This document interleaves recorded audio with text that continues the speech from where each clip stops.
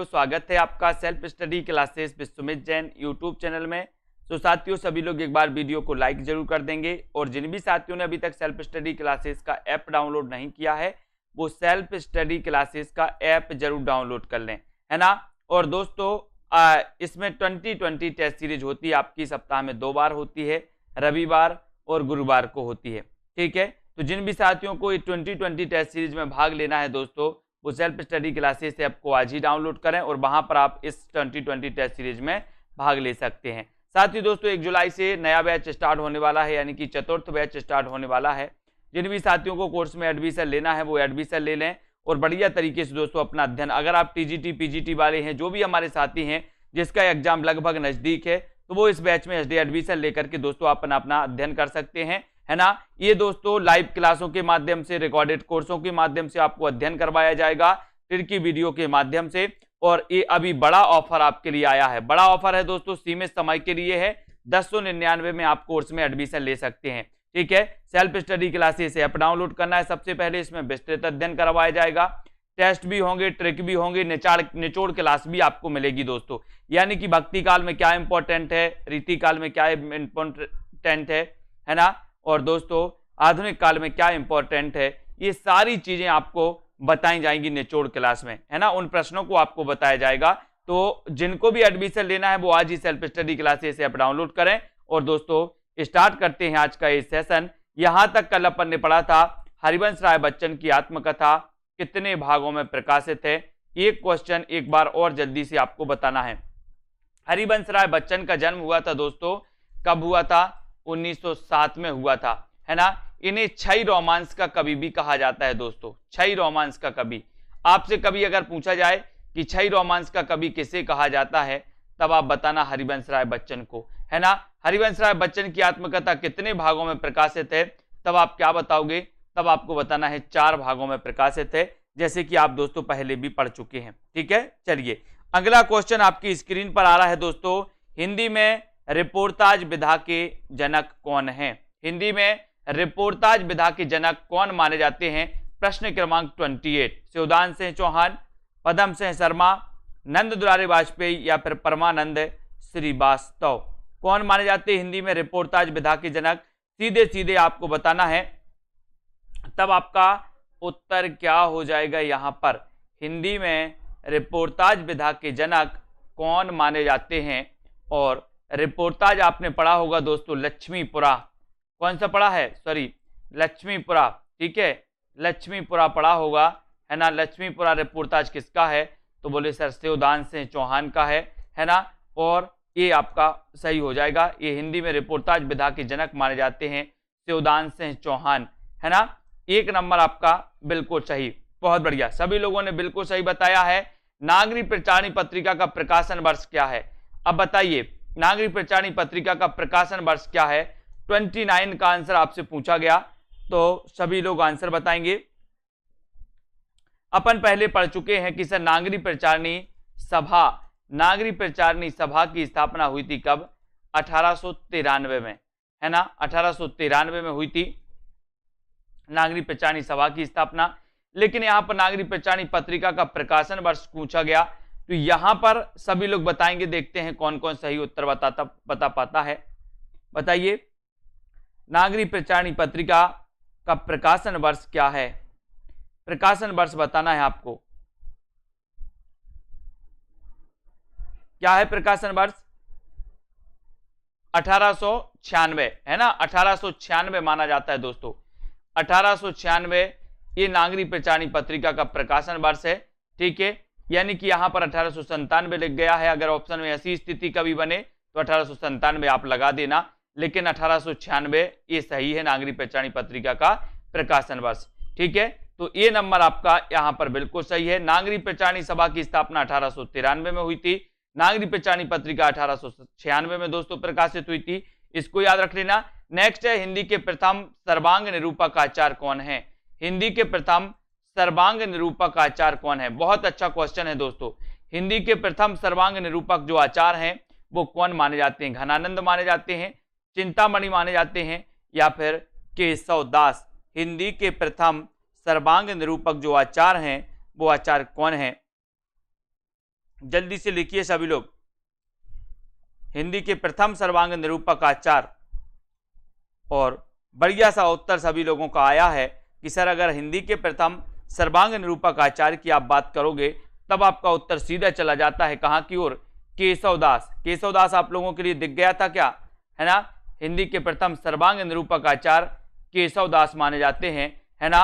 और केशवदास को आपको बताना है कि केशवदास को रीतिकाल का प्रवर्तक किसने माना है, बताइए जल्दी से। केशवदास को रीतिकाल का प्रवर्तक किसने माना है, कमेंट में लिखना है। जिनसे भी बनता है वो सभी लिखेंगे केशवदास को रीतिकाल का प्रवर्तक किसे माना जाता, किसने माना है, ये आपको चयन करना है। हिंदी के प्रथम सर्वांग निरूपक आचार्य हैं दोस्तों केशवदास। अब आपको बताना है, बताइए जल्दी से। नेक्स्ट क्वेश्चन है, रीतिकालीन राष्ट्रीय कवि हैं कौन है। रीतिकालीन दोस्तों राष्ट्रीय काव्यधारा से संबंधित जो कवि हैं वो कौन है ना। पता है प्रश्न क्रमांक 31 में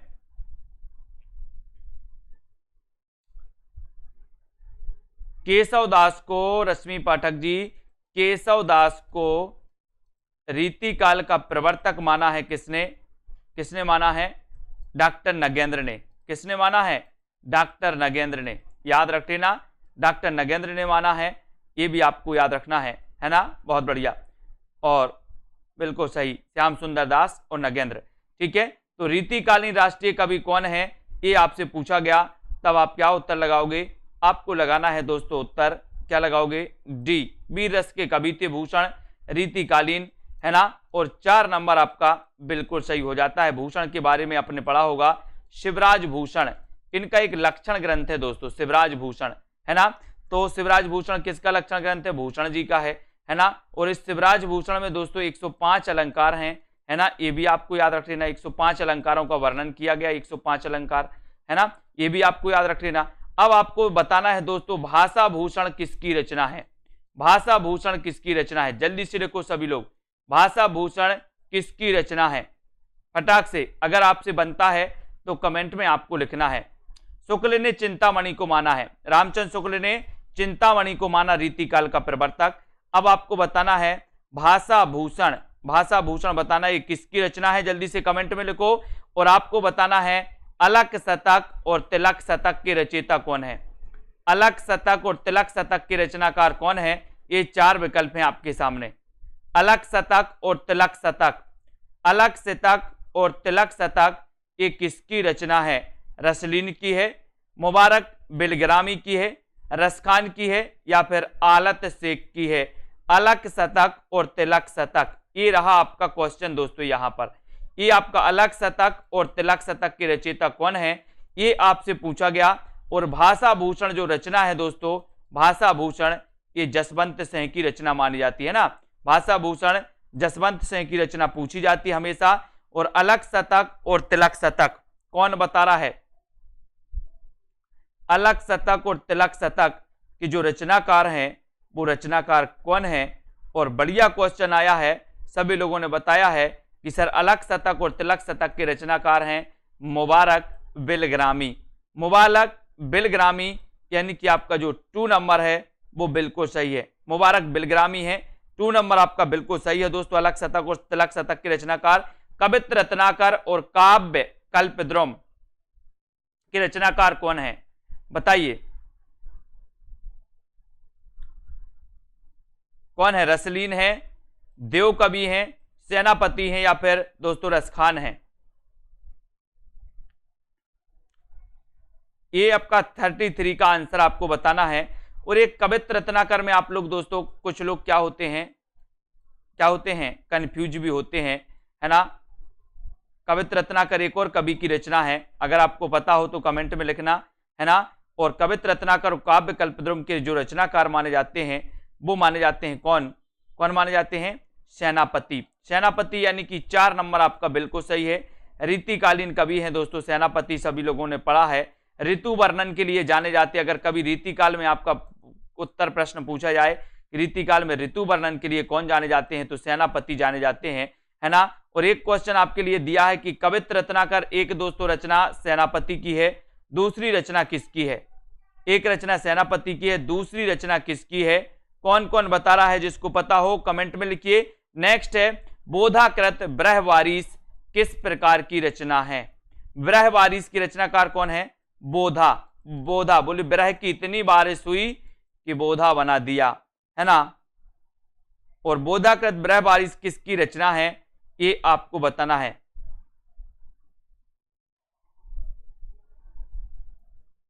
माता प्रसाद, बहुत बढ़िया, ममता रावत जी, माता प्रसाद की है दोस्तों कवित्र रत्नाकर। मैंने आपको कई बार बताया है माता प्रसाद किसकी है, माता प्रसाद की है। माता प्रसाद की भी रचना है कवित्र रत्नाकर, है ना। अब यहां पर बोधाकृत ब्रहवारिस किस प्रकार की रचना है, ये आपको बताना है। मुक्तक काव्य है, प्रशस्ति काव्य है, प्रबंध काव्य है, या फिर चंपू काव्य है।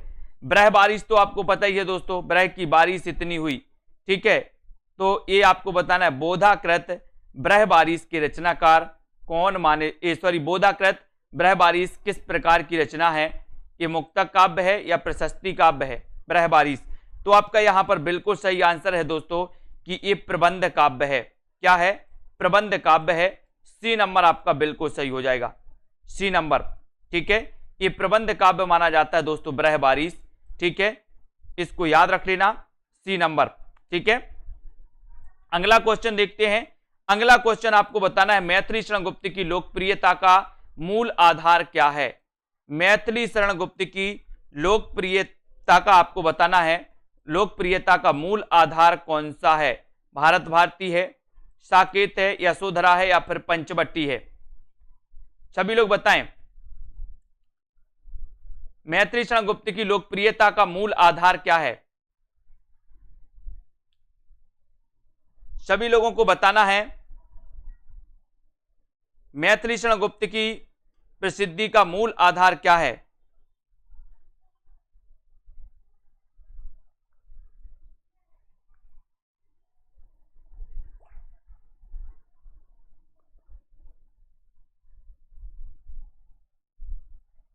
मैथिली शरण गुप्त की लोकप्रियता का मूल आधार कौन सा है, आपको बताना है। सभी लोग बताएंगे।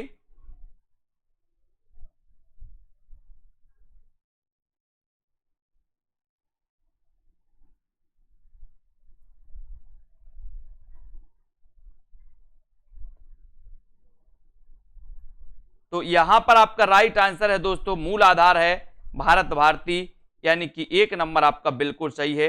एक नंबर जिन्होंने बताया है उनका आंसर बिल्कुल सही है, ठीक है, ये बिल्कुल सही हो जाएगा। नेक्स्ट आपको बताना है दोस्तों, यहां पर अगला क्वेश्चन बताना है। भारत भारती का रचना काल तो सभी को पता है। भारत बारहमासा किसकी रचना है। भारत बारहमासा किसकी रचना है। भारत बारहमासा के रचनाकार कौन है, जल्दी से बताएं।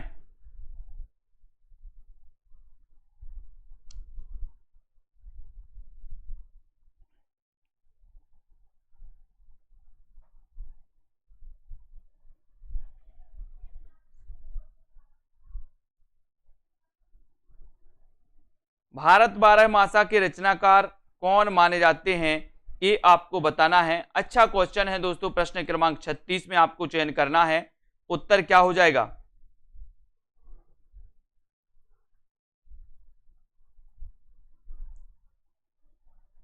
राइट आंसर हो जाएगा दोस्तों, भारत बारहमासा किसकी रचना है, तो ये रचना है किसकी है, राधा कृष्ण दास की। राधा कृष्ण दास की, यानी कि 3 नंबर आपका बिल्कुल सही है। भारत बारहमासा के रचनाकार कौन है, राधा कृष्ण दास। वेरी गुड आंसर, ठीक है, राधा कृष्ण दास आपका राइट आंसर है। मैथिली शरण गुप्त की प्रथम रचना कौन सी है। मैथिली शरण गुप्त की प्रथम रचना कौन सी है, बताएं। मैथिली शरण गुप्त की प्रथम रचना कौन सी मानी जाती है, ये क्वेश्चन अपन पहले भी पढ़ चुके हैं। सभी से बनेगा। मैथिली शरण गुप्त के बारे में लगभग सभी लोगों को पता है कि सर इनकी रचना एक भारत भारती है ना। और भारत भारती के जो रचनाकार माने जाते हैं वो मैथिली शरण गुप्त हैं, और इनकी प्रसिद्धि का आधार भी क्या है, भारत भारती है, ठीक है। और मैथिली शरण गुप्त की आपको यहाँ पर चयन करना है इनकी रचनाओं के बारे में। इनकी प्रथम रचना कौन सी है, तो आपका उत्तर चला जाता है रंग में भंग, यानी कि 2 नंबर आपका बिल्कुल सही है। बी नंबर आपका बिल्कुल सही है। Very good. अगला क्वेश्चन, जादू की कुर्सी नाटक के लेखक कौन है? जादू की कुर्सी, अच्छा क्वेश्चन है। जादू की कुर्सी नाटक के जो रचनाकार माने जाते हैं वो कौन माने जाते हैं? बताइए, सीधा सीधा क्वेश्चन आपको बताना है। जादू की कुर्सी बलराज साहनी है, रंगे राघव है, भीष्म साहनी है, या फिर मुद्रा राक्षस है? सीधा आपको बताना है जादू की कुर्सी नाटक के लेखक कौन है। देखते हैं किस पे उत्तर बनता है दोस्तों, है ना। जादू की कुर्सी आपको बताना है, और ये जादू की कुर्सी बोले सर बलराज साहनी, किसकी है कृति? ये बलराज साहनी की। ये नंबर आपका बिल्कुल सही हो जाएगा, ये नंबर बलराज साहनी की कृति है। अगले क्वेश्चन की ओर बढ़ेंगे। औरंगजेब की आखिरी रात एकांकी के रचनाकार कौन है? औरंगजेब की आखिरी रात एकांकी के रचनाकार आपको चयन करना है। ये रचना किसकी है दोस्तों? औरंगजेब की आखिरी रात, औरंगजेब की आखिरी रात के रचनाकार कौन है? औरंगजेब की आखिरी रात एकांकी है, और एकांकी ये किसकी है ये भी आपको बताना है।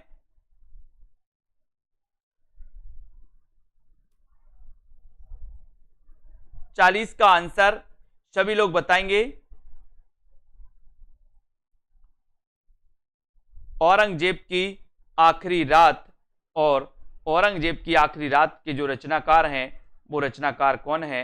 वो रचनाकार हैं राम कुमार वर्मा, है ना। राम कुमार वर्मा है, वेरी गुड। ये नंबर आपका औरंगजेब की आखिरी रात एकांकी है, और एकांकी किसकी है दोस्तों? राम कुमार वर्मा की एकांकी है। ठीक है, नेक्स्ट है अतीत के चलचित्र के रचनाकार कौन है? दोस्तों सीधे सीधे क्वेश्चन आपको बताते जाना है। अतीत के चलचित्र ये किसकी रचना है?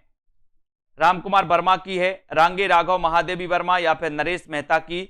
दोस्तों 1 तारीख से न्यू बैच स्टार्ट हो रहा है ना, जिसमें आपको हिंदी साहित्य शुरुआत से पढ़ाया जाएगा। जिन भी साथियों को शुरुआत से पढ़ना है वो कोर्स में एडमिशन लेकर के अपनी तैयारी कर सकते हैं। अपनी तैयारी दोस्तों 1 महीने में भी बहुत आराम से कर सकते हो, है ना, क्योंकि रिकॉर्डेड कोर्स भी आपको मिलने वाला है, लाइव क्लासें भी आपको मिलने वाली हैं, साथ ही बहुत सारे टेस्ट आपको मिलने वाले हैं। ठीक है, तो अगर आप मन से करते हो तो 1 महीने में भी आप तैयारी कर सकते हो। अतीत के चलचित्र के रचनाकार कौन है, तब आपसे यहां से पूछा गया, और उत्तर चला जाएगा महादेवी वर्मा, और 3 नंबर आपका बिल्कुल सही है। 1907 में इनका जन्म हुआ था दोस्तों, महादेवी वर्मा का, है ना। छायावाद की कवित्री हैं, रहस्यवाद से प्रभावित हैं। इनकी बौद्ध धर्म से रचना दोस्तों प्रभावित मानी जाती है कौन सी? रश्मि, है ना। और इनकी यामा के लिए इन्हें ज्ञानपीठ पुरस्कार भी मिला था। तुलसीदास विनय पत्रिका, तुलसीदास की विनय पत्रिका की भाषा क्या है? तुलसीदास की विनय पत्रिका की भाषा क्या है ये आपको बताना है। तुलसीदास की विनय पत्रिका की भाषा क्या है? भाषा क्या है? ब्रज है, अवधी है, या फिर बताइए खड़ी बोली, या फिर मगही? तुलसीदास की विनय पत्रिका की भाषा है तो क्या है? भाषा क्या है? तुलसीदास की विनय पत्रिका की भाषा क्या है? और आपका उत्तर है ब्रज भाषा। कौन सी है? तुलसीदास की विनय पत्रिका की जो भाषा है वो ब्रज भाषा है ना। और विनय पत्रिका की रचना इन्होंने क्यों की थी? इन्होंने कलिकाल की मुक्ति के लिए, कलिकाल की मुक्ति हेतु विनय पत्रिका की रचना की थी। किसने? तुलसीदास ने। ये भाषा पूछा ही जाता है, ठीक है, तो ये भी अपन को याद करना है। कलिकाल की मुक्ति हेतु की थी, ये भी आपको याद रख लेना। काव्य विवेक के रचनाकार कौन है? काव्य में विवेक, काव्य विवेक के रचनाकार कौन है? देव, मतिराम, चिंतामणि, या फिर केशवदास? काव्य विवेक के रचनाकार कौन माने जाते हैं ये भी आपको बताना है।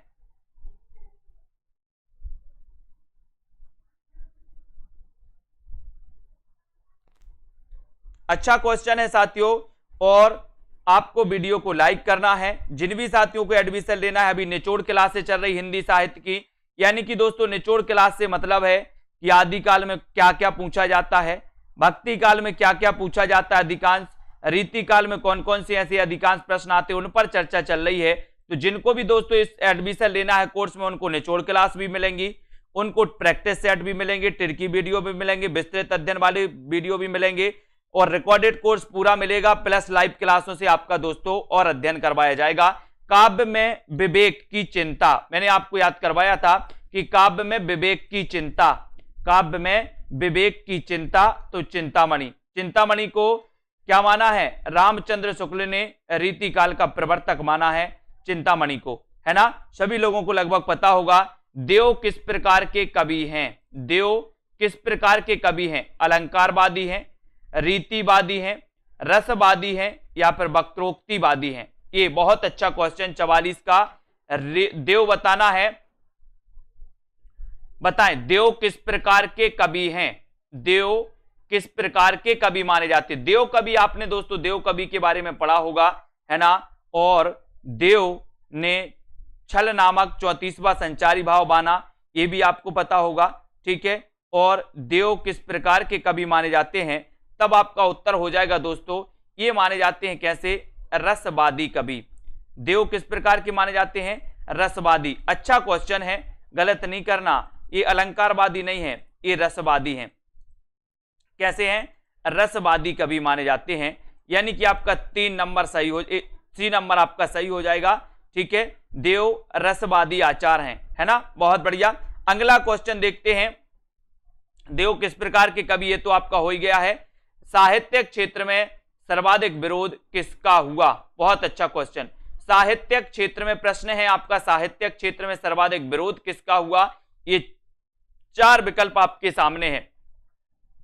साहित्य क्षेत्र में सर्वाधिक विरोध किसका हुआ। दोस्तों आप छायावाद पढ़ते हैं, छायावाद अपन देखते हैं कि सर 1918 से लेकर के 1936 का युग छायावाद है। छायावाद के प्रवर्तक जयशंकर प्रसाद हैं। आचार्य रामचंद्र शुक्ल ने मुकुटधर पांडे को माना है। छायावाद के 4 आधार स्तंभों में जयशंकर प्रसाद, निराला, महादेवी वर्मा, पंत को लिया जाता है। छायावाद के दोस्तों आपको पता है कि प्रमुख आधार स्तंभों में निराला का नाम भी लिया जाता है। और अगर बात करें कि सबसे ज्यादा विरोध किसका हुआ, तो आपका उत्तर हो जाएगा क्या, निराला, निराला, है ना। छायावाद में सबसे ज्यादा विरोध किसका हुआ, तो उत्तर होता है निराला। और छायावाद का सबसे ज्यादा विरोध किसने किया, तो छायावाद का सबसे ज्यादा विरोध किया था दोस्तों किसने, महादेवी वर्मा ने। छायावाद का सबसे ज्यादा विरोध किया था महादेवी वर्मा ने। और छायावाद में सबसे ज्यादा विरोध हुआ था तो वो हुआ था निराला जी का, ये भी अपन को याद करना है। अगला क्वेश्चन है, मैं उस जनपद का कवि हूं, काव्य रचना किसकी है।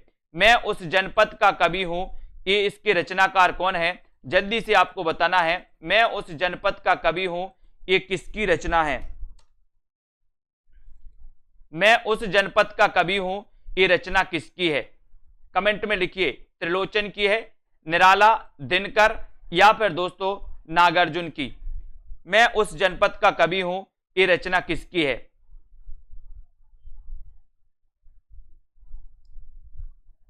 सभी लोगों को कमेंट में लिखना है। और अच्छा क्वेश्चन है, बढ़िया क्वेश्चन है, सभी लोग आंसर बताएंगे और बोले सर ये जो रचना है मैं उस जनपद का कवि हूं, ये रचना है किसकी, त्रिलोचन जी की। किसकी रचना है, त्रिलोचन जी की है, ठीक है। बहुत बढ़िया आंसर सभी लोगों का, त्रिलोचन सही आ गया।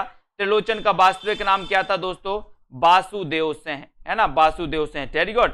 नेक्स्ट है, भूल गलती कविता के रचनाकार कौन है। भूल गलती, भूल गलती ये कविता किसकी है, ये भूल गलती कविता किसकी है। अच्छा क्वेश्चन है, भूल गलती कविता के रचनाकार कौन माने जाते हैं, त्रिलोचन, मुक्तिबोध, दिनकर या फिर नागार्जुन। भूल गलती कविता किसकी है।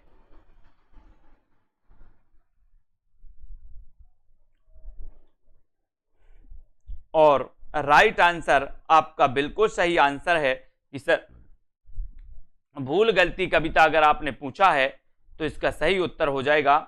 देखते हैं कौन कौन सही उत्तर बताता है। वीडियो को लाइक जरूर कर देना, अपने मित्रों तक शेयर कर दें एक बार सभी लोग। और भूल गलती से अपन ने पढ़ा था कि सर भूल गलती से क्या हो गई, मुक्ति हो गई, मुक्ति। तो मुक्ति हो गई तो मुक्तिबोध की रचना है, भूल गलती से मुक्ति हो गई, मुक्तिबोध की रचना मानी जाएगी, है ना। मुक्तिबोध का जन्म कब हुआ दोस्तों आपको पता है, बोले सर 1917 में हुआ था मुक्तिबोध का जन्म, है ना। ये भी अपन को याद करना, बहुत बढ़िया। नेक्स्ट प्रश्न है, हिंदी का पहला प्रतीक धर्मी नाटक कौन सा है। बहुत अच्छा क्वेश्चन, हिंदी का पहला प्रतीक धर्मी नाटक कौन सा है। हिंदी का पहला प्रतीक धर्मी नाटक कौन सा है। कामना, रजत शिखर, आषाढ़ का एक दिन या फिर वत्सराज। हिंदी का पहला प्रतीकधर्मी नाटक कौन सा माना जाता है?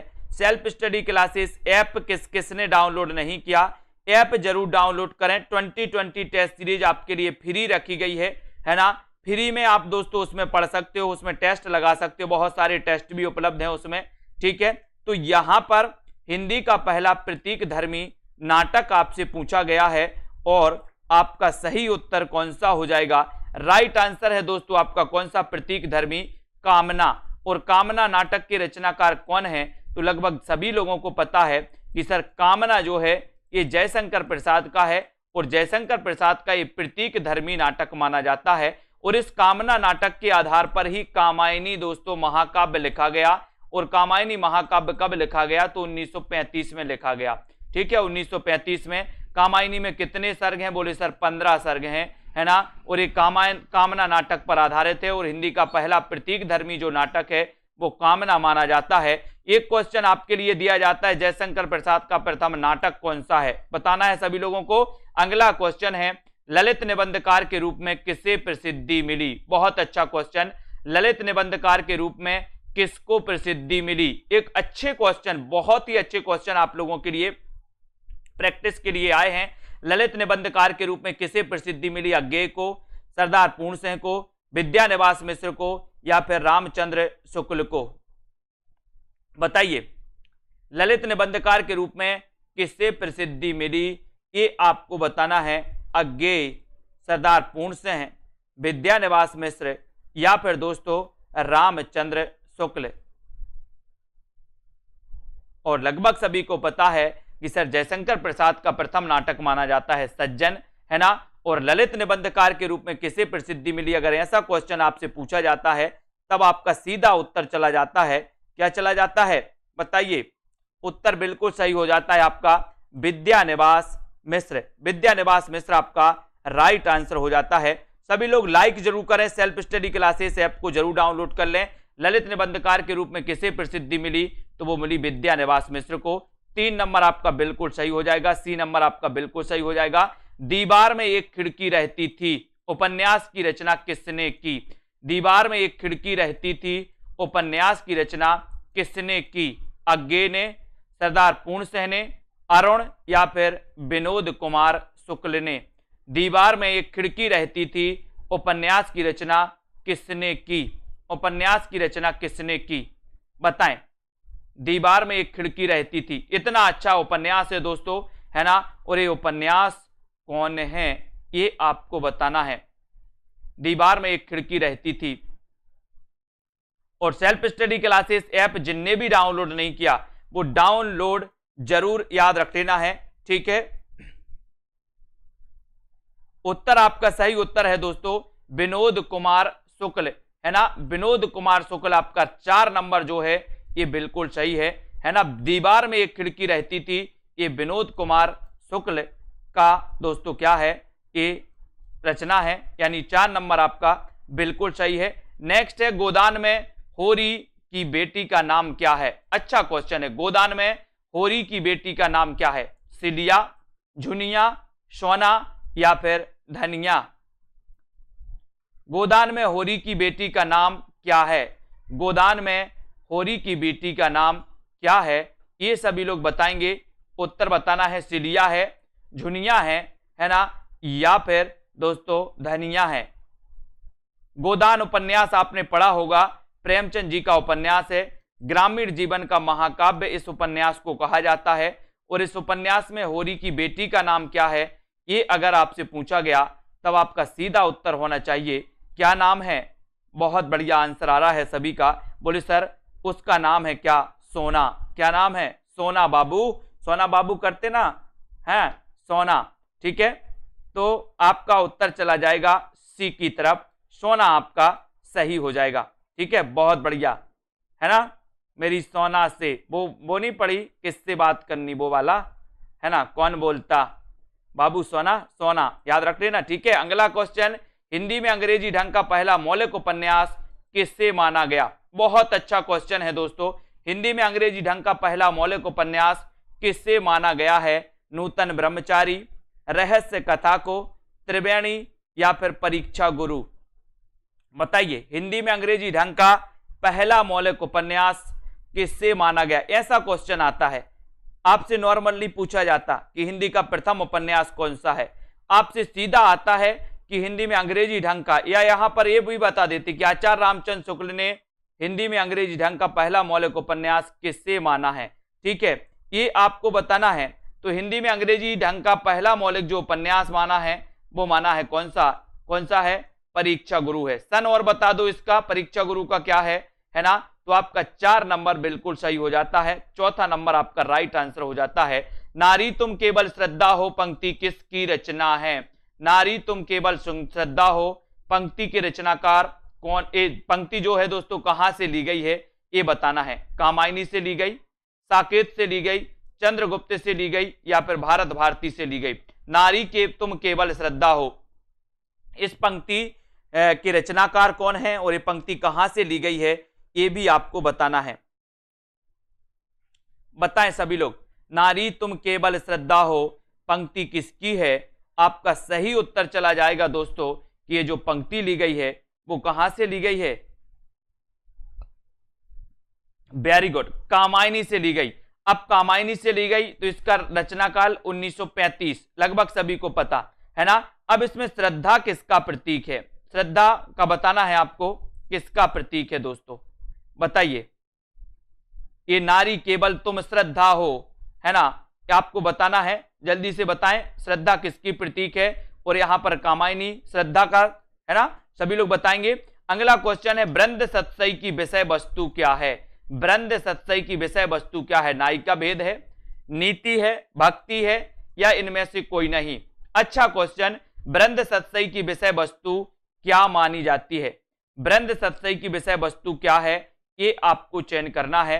और एक और अच्छा क्वेश्चन आपके लिए दिया गया है, सभी लोग लाइक जरूर कर लें, self study classes app download कर लें दोस्तों, आपको बहुत हेल्पफुल रहेगा। आपका एग्जाम 1 महीने में 1.5 महीने में जब भी हो दोस्तों आपके लिए इंपॉर्टेंट रहेगा।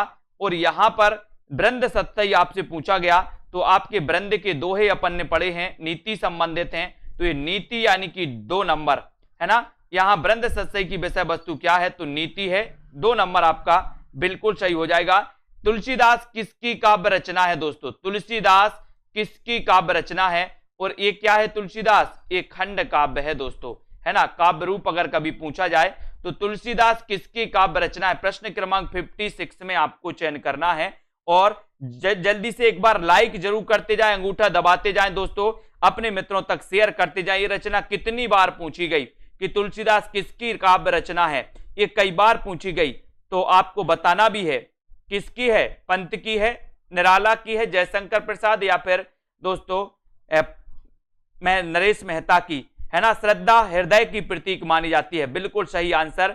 और बहुत सारे लोगों ने बताया कि सर तुलसीदास एक कवि का भी नाम है, तुलसीदास एक खंड काव्य रचना है दोस्तों, और ये रचना किसकी है? निराला की है, और पूछी भी कई बार गई है। Very good answer. संशय की एक रात के लेखक कौन है? संशय की एक रात के लेखक कौन है? प्रश्न क्रमांक 57 में आंसर आपको चयन करना है। निराला की है, पंत की, जयशंकर प्रसाद की, या फिर नरेश मेहता। संशय की एक रात ये किसकी रचना मानी जाती है? इतना इंपॉर्टेंट क्वेश्चन आपसे पूछा गया है कि ये क्वेश्चन आता ही है। तो सभी लोग लाइक करके शेयर करके आगे बढ़ेंगे अपने मित्रों तक। संशय की एक रात के लेखक कौन है? जिन्होंने self study classes app download नहीं किया वो ऐप डाउनलोड कर लें। और जल्दी ही दोस्तों अभी 1099 का ऑफर है आपके लिए, ये ऑफर जल्दी ही समाप्त हो जाएगा। अभी इस ऑफर का लाभ लेते हुए आप अध्ययन कर सकते हैं। आपको 3000 4000 फीस नहीं भरनी अब है ना, केवल 1099 भरनी है। संशय की एक रात नरेश मेहता की रचना है, 4 नंबर आपका बिल्कुल सही हो जाएगा। भय भी शक्ति देता है किसका काव्य संग्रह है? भय भी शक्ति देता है किसका काव्य संग्रह है? नरेंद्र मोहन का, उदय प्रकाश का, लीलाधर जगुड़ी, या फिर नरेश मेहता? भय भी शक्ति देता है, भय भी शक्ति देता है, बताइए 58 का आंसर ये किसका काव्य संग्रह है? भय भी शक्ति देता है काव्य संग्रह के रचनाकार कौन माने जाते हैं? उत्तर आपको चयन करना है, उत्तर आपको बताना है। तो सभी लोग बताएंगे और एक बार लाइक करते हुए आगे बढ़ना है अपन को, ठीक है, और शेयर भी कर देना है दोस्तों। ये जो रचना है भय भी शक्ति देता है, ये कैसे शक्ति देता, बोले सर जुगाड़ से शक्ति देता है, जुगाड़ से, भाई भी जुगाड़ से शक्ति देता है, तो जुगाड़ से जगूड़ी, जगूड़ी हो जाएंगे, है ना। भाई भी शक्ति देता है कैसे, जुगाड़ से, तो लीलाधर जगूड़ी, है ना। पहाड़ पर लालटेन पड़ी होगी इनकी एक रचना दोस्तों आपने, पहाड़ पर लालटेन, है ना। और दोस्तों भाई भी शक्ति देता है लीलाधर जगूड़ी, है ना। Very good. नेक्स्ट है भवानी प्रसाद मिश्र की कविताएं किस सप्तक में प्रकाशित हुई थी। भवानी प्रसाद मिश्र, और भवानी प्रसाद मिश्र का जन्म अपन ने पढ़ा था दोस्तों 1914 में हुआ था, है ना। और इनकी कविताएं किस सप्तक में प्रकाशित हुई ये भी आपको बताना, पहला तार सप्तक, दूसरा तार सप्तक, है ना, तीसरा सप्तक या चौथा सप्तक, किस तार सप्तक में दोस्तों ये प्रकाशित हुई थी भवानी प्रसाद मिश्र की रचनाएं, बताएं। अच्छा क्वेश्चन है, यहां पर आ जाओ। भवानी प्रसाद मिश्र की कविताएं किस, हाँ पहाड़ पर, हाँ बिल्कुल, वेरी गुड, पहाड़ पर लालटेन मंगलेश डबराल की है, सॉरी, है ना, पहाड़ पर लालटेन मंगलेश डबराल की है, सॉरी, ठीक है। भवानी प्रसाद मिश्र की कविताएं किस सप्तक में है, तब आपका उत्तर हो जाएगा, बोले हरि भवानी शकुन करे, और उत्तर चला जाता है दूसरा सप्तक, दूसरा सप्तक, यानी कि 2 नंबर आपका बिल्कुल सही है। भवानी प्रसाद मिश्र की कविताएं किस सप्तक में है, द्वितीय तार सप्तक में है। वेरी गुड, बहुत बढ़िया, ठीक है। पहाड़ पर लालटेन के रचनाकार मंगलेश डबराल हैं, है ना, लीलाधर जगूड़ी नहीं। याद रख लो, मेरे राम का मुकुट भीग रहा है किसका निबंध है, मेरे राम का मुकुट भीग रहा है, ये निबंध किसका है, ये आपको बताना है। विद्यानिवास मिश्र का है, कुबेर नाथ राय का, हरिशंकर परसाई का है, या फिर दोस्तों धर्मवीर भारती का है। मेरे राम का मुकुट भीग रहा है, ये बताइए, मुकुट भीग रहा है किसका निबंध है, किसका निबंध है, बताएं सभी लोग। विद्यानिवास मिश्र, कुबेर नाथ राय, हरिशंकर परसाई, धर्मवीर भारती, ठीक है, बहुत बढ़िया, बताएं। मेरे राम का मुकुट भीग रहा है, एक कई बार पूछा गया ये क्वेश्चन दोस्तों, मेरे राम का मुकुट भीग रहा है, बोले तुमने कैसे जाना, बोले हमने विद्या से जाना, कैसे जाना, विद्या से जाना। तो विद्यानिवास मिश्र, मेरे राम का मुकुट भीग रहा है, विद्यानिवास मिश्र, यानी कि आपका जो 1 नंबर है वो बिल्कुल सही आंसर चला जाता है। लाइक जरूर कर लेना, सेल्फ स्टडी क्लासेस ऐप को डाउनलोड जरूर कर लेना। ध्रुव स्वामिनी नाटक की रचना किसने की दोस्तों, ध्रुव स्वामिनी नाटक की रचना किसने की, जयशंकर प्रसाद ने, कुबेर नाथ राय, भारतेंदु हरिश्चंद्र, या फिर धर्मवीर भारती। ध्रुव स्वामिनी नाटक की रचना किसने की है ये आपको बताना है। और आपको पता होगा दोस्तों कि सेल्फ स्टडी क्लासेस ऐप में आपके लिए रविवार और गुरुवार 2 दिन बिल्कुल 2020 टेस्ट सीरीज फ्री होती है ना, फ्री होती है। तो उस टेस्ट सीरीज में भी आप भाग ले सकते हैं, पहले के बहुत सारे टेस्ट हैं वो भी आप दे सकते हैं, है ना। तो सेल्फ स्टडी क्लासेस आज ही ऐप डाउनलोड कर लें, और हिंदी साहित्य के कोर्स में 1099 में आप एडमिशन ले सकते हैं। मॉडल पेपर टीजीटी पीजीटी के 450 में दोस्तों, है ना, और हिंदी साहित्य की 3000 प्रश्नों की टेस्ट सीरीज मात्र आपको 400 रुपए में इसमें ले सकते हो, ठीक है। ध्रुव स्वामिनी नाटक की रचना के जो रचनाकार हैं दोस्तों वो कौन है, वो जयशंकर प्रसाद हैं। इनका जन्म कब हुआ था, 1889 में हुआ था, इनको भी अपन को याद रख लेना है, ठीक है। Very good. Next question, Hindi का सर्वप्रथम गीत नाट्य कौन सा है, गीति नाट्य बताना है, गीति नाट्य कौन सा है। यहां पर 4 विकल्प हैं, प्रथम बताना है दोस्तों, आपको पता होगा, है ना। हिंदी का सर्वप्रथम गीति नाट्य कौन सा माना जाता है, अनग है, करुणालय है, प्रभात है, या फिर पंचवटी प्रसंग है। हिंदी का प्रथम गीति नाट्य कौन सा माना जाता है।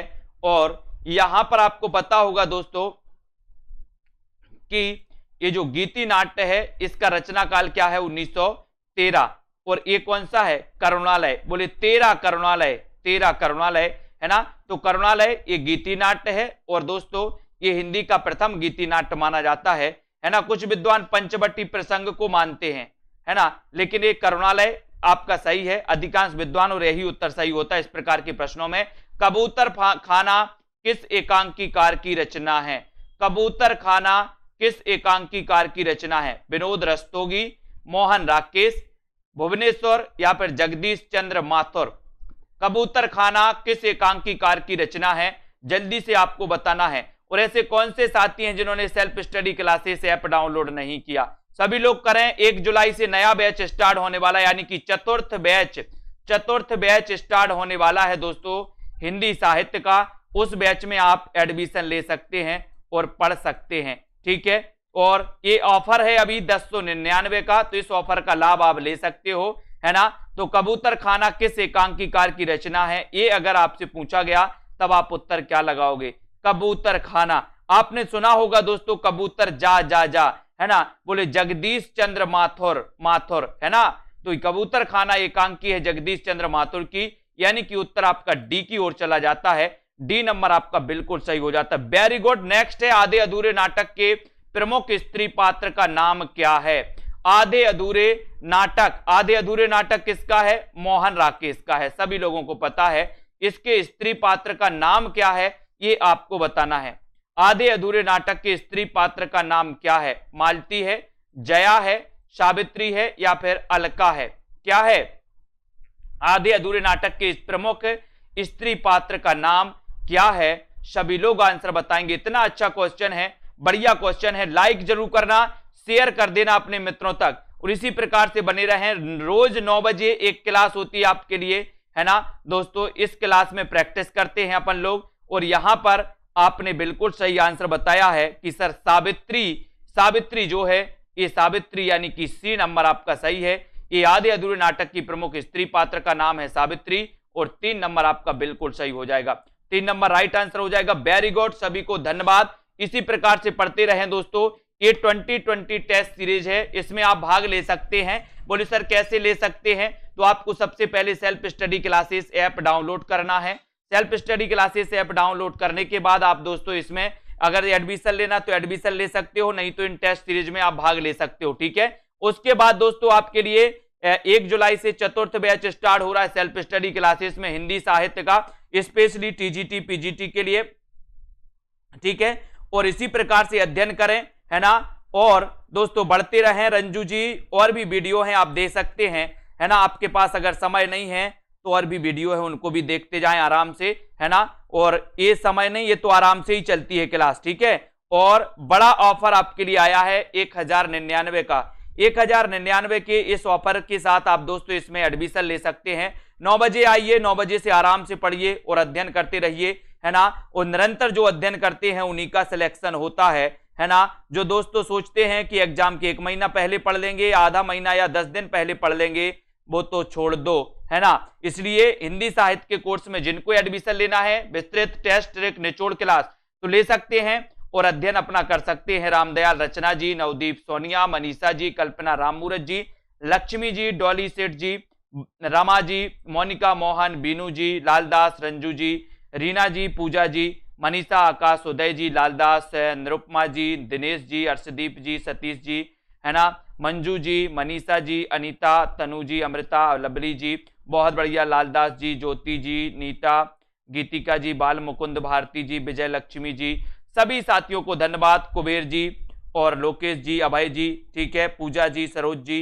9:45 पर एक क्लास और आपकी आती है दोस्तों 10 मिनट की। उसके बाद दोस्तों 10 बजे एग्जाम पार में क्लास आती है, वो भी आप लोग करिए, है ना। और सेल्फ स्टडी क्लासेस ऐप में इस बड़े ऑफर का लाभ लेते हुए आगे बढ़िए और दोस्तों एडमिशन लेकर के आप अध्ययन कर सकते हैं। जिनको भी करना है वो आराम से कर सकते हैं, अच्छे से कर सकते हैं। सबसे बड़ी बात तो आपके लिए रिकॉर्डेड कोर्स भी रहेगा, लाइव क्लासें भी रहेंगी, तिरकी वीडियो भी रहेंगे दोस्तों, है ना, डाउट्स वाले वीडियो भी रहेंगे, उसमें टेस्ट भी रहेंगे, बहुत सारे टेस्ट भी हैं दोस्तों, है ना। तो उन टेस्टों के माध्यम से भी आप पढ़ सकते हो, ग्रुप भी है तो डिस्कशन भी आप कर सकते हो, ठीक है। सभी को धन्यवाद। इसी प्रकार से बबीता, ममता, मनीषा, रंजना, सीमा जी, जया जी, शशि, अजय शर्मा जी, निशा जी, उमेश जी, है ना, आरसी मलिक जी, और नमन, बेस्ट मोटिवेशन, याचना, कुबेर जी, सोनू सिंह जी, है ना, ललिता मौर्य जी, राधिका शर्मा जी, सभी साथी अध्ययन करें और दोस्तों बहुत अच्छे से टाइम निकाल के अध्ययन करें। मनीषा जी, अमृता जी,